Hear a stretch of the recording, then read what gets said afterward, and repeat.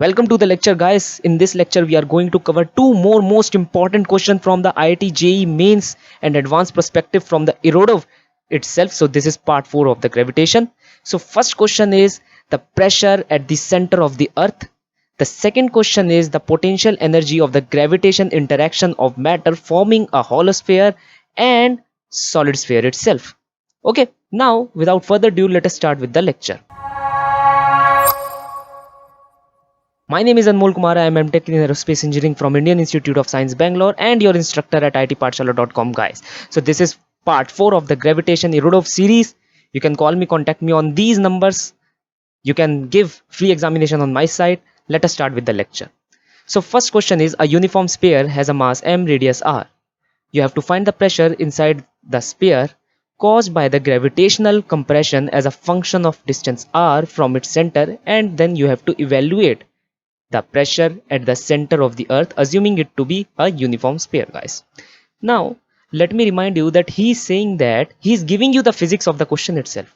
Okay, that pressure P inside the sphere you have to find out, which is caused by the gravitational compression itself. Okay, I will tell you this in the frequent slide, but before going into the lecture, please like the video and subscribe my channel. Now what the question is saying, that you are given with this particular earth and it is a uniform solid sphere itself. Now how you can make this particular solid sphere? You can just arrange concentric hollow spheres within each other to make a solid sphere itself, guys. Now the question is saying that these outer layers are exerting pressure on these inside layers itself. For example, red layer this red layer is exerting pressure on this yellow layer, and this yellow layer will be exerting pressure on this blue layer itself, but not the opposite. That is, this blue will not exert the pressure on this yellow, and this yellow will not exert pressure on the red itself. Now let me tell you practically, guys. Put up 25 kg plate on your backside and try to push up. Okay, you'll be having the same feeling which all these yellow and blue layers will be having due to the red layer and the yellow layer whatsoever they are, okay, respectively. Now let us proceed with the problem itself. So this is our earth. Now to solve the problem, what I'm doing is I'm considering a very small spherical shell inside this earth as follow, which is shown in the yellow color.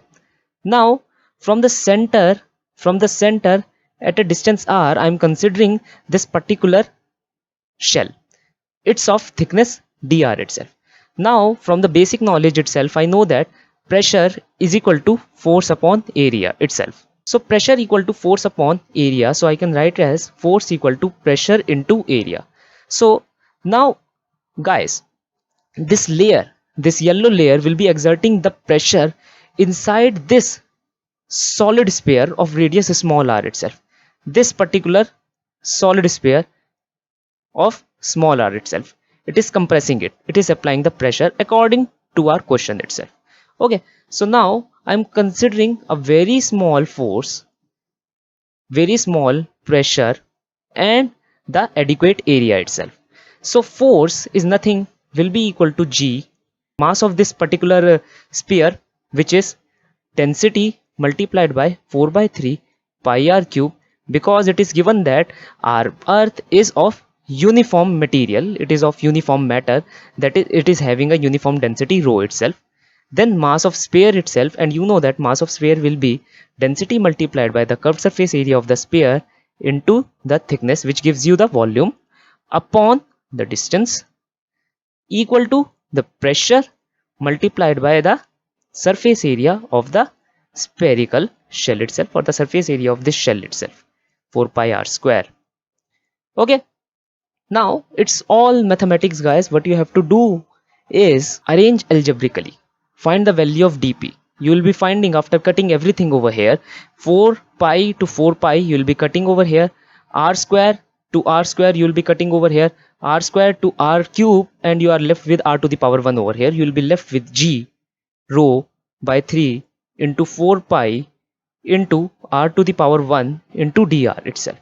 Now he's saying that, the question is saying that you have to show this pressure as a function of small radius r. from the center itself. So the limit will be at from any radius r to the capital radius, to the outer surface radius r, which is radius of earth itself. Okay, so that will be your pressure. Okay, from 0 to p, that will be your pressure itself.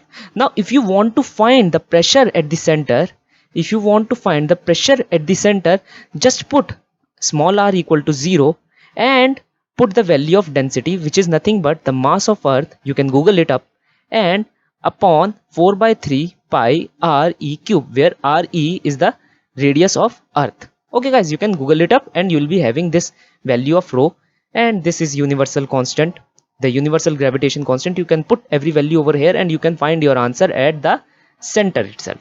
Don't forget to mention the value of p center from the calculation itself in the comment section guys.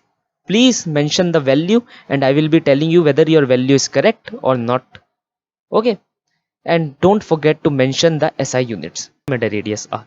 So what's happening over here, huge chunks of masses are adding up to form a spherical shell.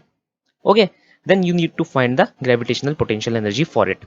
Now you know that potential for a spherical shell is nothing but g, mass of that shell upon radius of that shell. Okay, so I'm considering the mass of this shell after making as m and the radius as r. Now you know that potential energy is nothing but it will be equal to 1 by 2 into the potential multiplied by the small chunk of masses integrated over the whole value. Okay, so 1 by 2, v is constant. Okay, this v is constant for the spherical shell itself, so I'm taking it outside, g m upon r, and I'm integrating for the mass itself. Now you are going from zero mass to complete mass of the system itself, so you are having 1 by 2 minus g m square upon r. So that's the potential energy. Half is taken because the interaction energy of each possible pair of the system is taken twice during the summation process itself. Okay guys, so that's why I'm taking a half over here. Now we'll be doing the same thing with the solid sphere itself. Okay, so here in the solid sphere case itself, as you can see, various of small chunks are adding up to make a solid sphere over here itself. Okay, as you can see on the screen. Now what I'm going to do is, let us assume, because it's a solid sphere, let us assume that the smallest element of this solid sphere is nothing but a hollow sphere itself or a shell itself. So I'm taking a shell over here. Okay, so this shell is having a definite thickness, let us say dr. Okay, so this is of dr thickness. It is at r distance away from the center itself. Okay guys, so v inside, if you have done the chapter itself well, then you will be remembering that v inside of the solid sphere itself is nothing but g m upon 2r 3r square minus small r square. Okay, that's the formula of v inside at any point. Okay, we are considering this point p, okay, at a distance small r from the center itself. Now let us have the mass of this particular shell, which is equal to the 4 pi r square, which is the curved surface area, multiplied by the thickness into the density of the uniform shell. Okay, replace the density by mass of the complete sphere upon 4 by 3 pi r cube, where capital R is the radius of the whole spherical body over here. Okay, you'll be left with 3m upon r cube into small r square dr. Now the same drill, you have to find the value of du.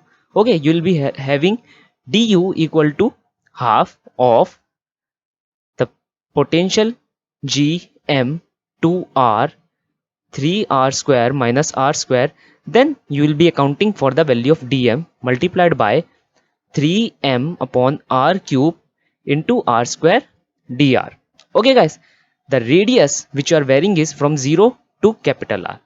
And after integrating, that's your job to integrate, you will be finding out the value of u as minus 3 by 5 g m square upon radius of the sphere itself. So if you loved my lecture, like my lecture, please give it a thumbs up, like, share and subscribe my channel. And please don't forget to visit my other cool videos on various topics. So we'll meet you guys in the next lecture. Until then, goodbye guys.